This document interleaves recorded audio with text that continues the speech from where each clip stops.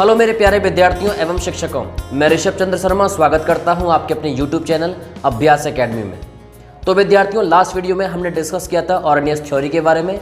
तो आज के इस वीडियो में हम डिस्कस करने वाले हैं पीएच स्केल के बारे में और देखेंगे कि what is the importance of pH scale in our daily life. तो आइए विद्यार्थियों, समय बर्बाद न करते हुए शुरू करते हैं आज का वीडियो। तो आइए विद्यार्थियों, डिस्कस करते हैं पीएच स्केल के बारे में और समझते हैं कि पीएच स्केल क्या होता है। विद्यार्थियों, यदि किसी भी विलयन में हाइड्रोजन आयन की सांद्रता अगर आपको ज्ञात करनी है तो उस दौरान हम किस स्केल का इस्तेमाल करते हैं? पीएच स्केल का इस्तेमाल करते हैं। तो आइए समझते हैं पीएच स्केल क्या होता है। पी का मतलब होता है पुसांस, और पुसांस क्या है? एक जर्मन भाषा का शब्द है और जिसका मतलब होता क्या है? शक्ति का सूचक। यानी कि यहाँ पर जो पी है उसका मतलब पुसांस है और पुसांस का मतलब होता क्या है? पुसांस किसका सूचक होता है, किसका इंडिकेटर होता है? शक्ति का इंडिकेटर होता है, यानी कि पावर को रिप्रेजेंट करने का काम करता है। और यहाँ पर जो H है इसका मतलब क्या होता है? H रिप्रेजेंट करता है हाइड्रोजन आयंस को। यानी कि P का मतलब पुसांस यानी कि शक्ति का सूचक और H का मतलब होता है हाइड्रोजन आयन से। तो विद्यार्थियों, जो पीएच स्केल है उसको दिया किस वैज्ञानिक ने था, किस साइंटिस्ट ने इसको रिप्रेजेंट करने का काम किया था? सन 1909 में सोरेनसन नामक वैज्ञानिक ने पीएच स्केल को बताया था। यानी कि सोरेनसन नामक वैज्ञानिक ने बताया था कि किसी भी विलयन में हाइड्रोजन आयन की सांद्रता अगर ज्ञात करनी है तो हम किस स्केल का इस्तेमाल करेंगे? पीएच स्केल का इस्तेमाल करेंगे। तो विद्यार्थियों, सोरेनसन नामक वैज्ञानिक के अनुसार यदि किसी भी विलयन की हाइड्रोजन आयन की सांद्रता जितनी अधिक होगी, यदि किसी भी विलयन में हाइड्रोजन आयन की सांद्रता जितनी अधिक होगी, उस विलयन का जो पीएच मान है यानी कि पीएच जो वैल्यू है वो उतनी ही क्या होगी? आपकी कम होगी।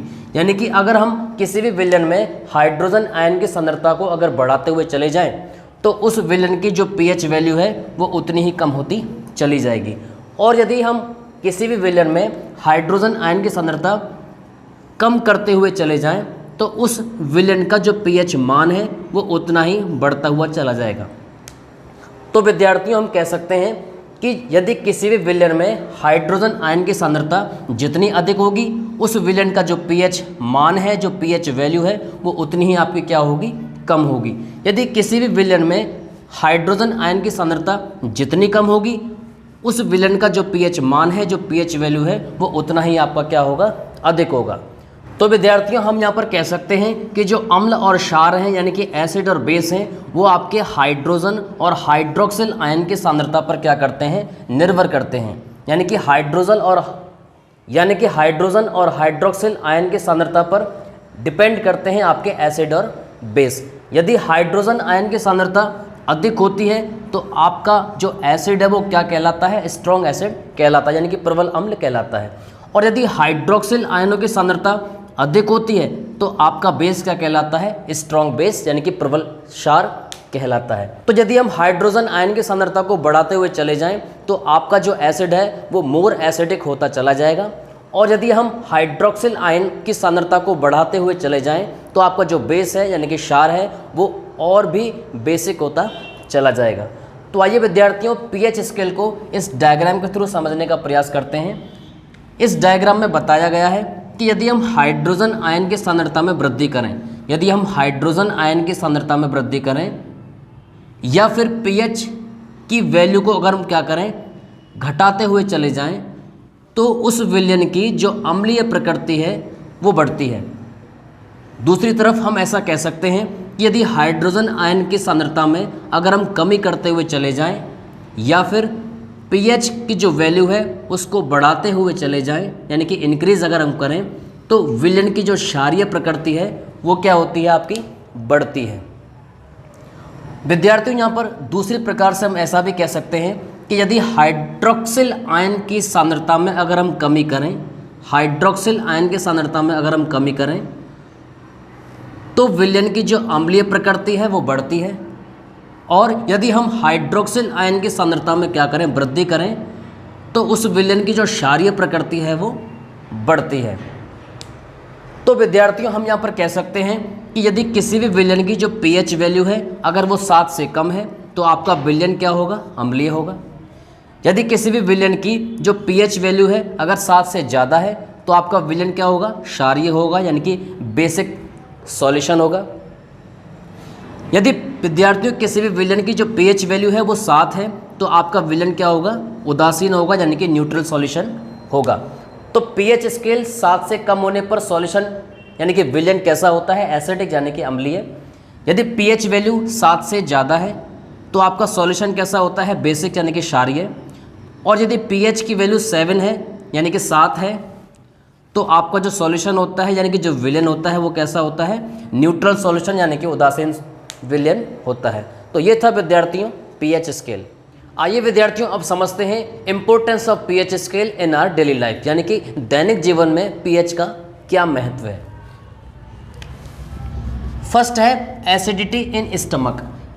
विद्यार्थियों हम सभी जानते हैं कि जो हमारा स्टमक है यानी कि आमाशय है वो जठर रस यानी कि हाइड्रोक्लोरिक एसिड का स्त्राव करता है, और हाइड्रोक्लोरिक एसिड क्या करता है, हमारे भोजन को पचाने में मदद करता है।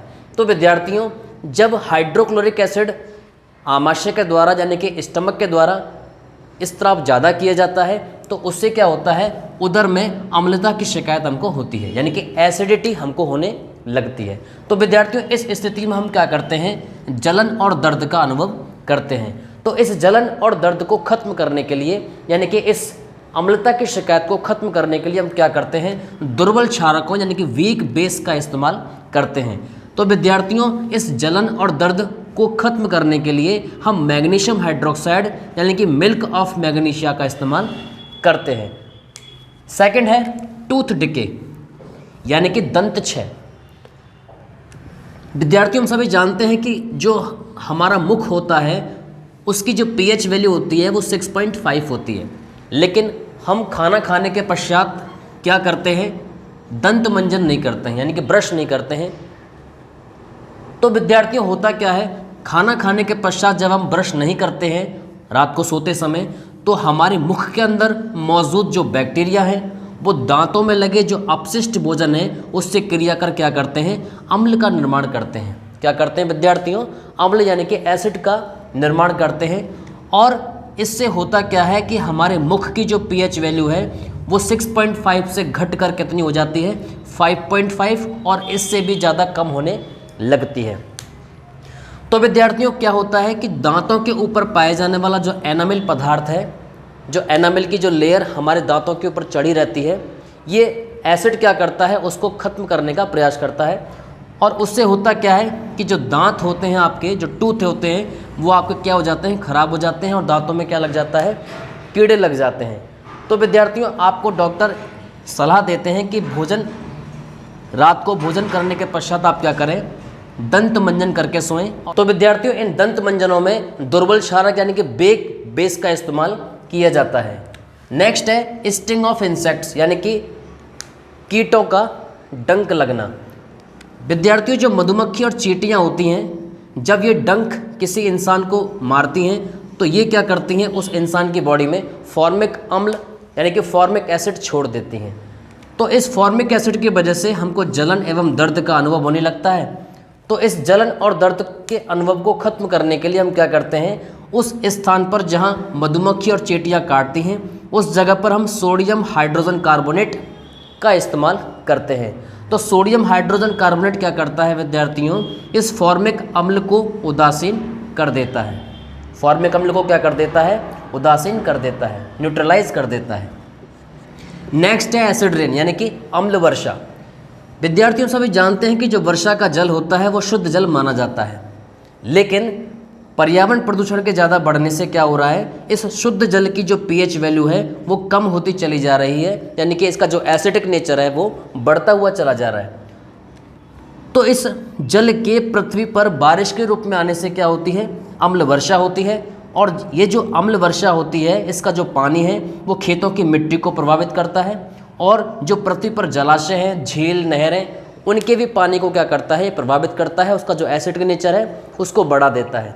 तो विद्यार्थियों इससे बचने के लिए हम क्या करें, पर्यावरण प्रदूषण पर रोक लगाएं, पर्यावरण प्रदूषण न होने दें। नेक्स्ट है pH ऑफ सॉइल यानी कि सॉइल की pH का बढ़ जाना।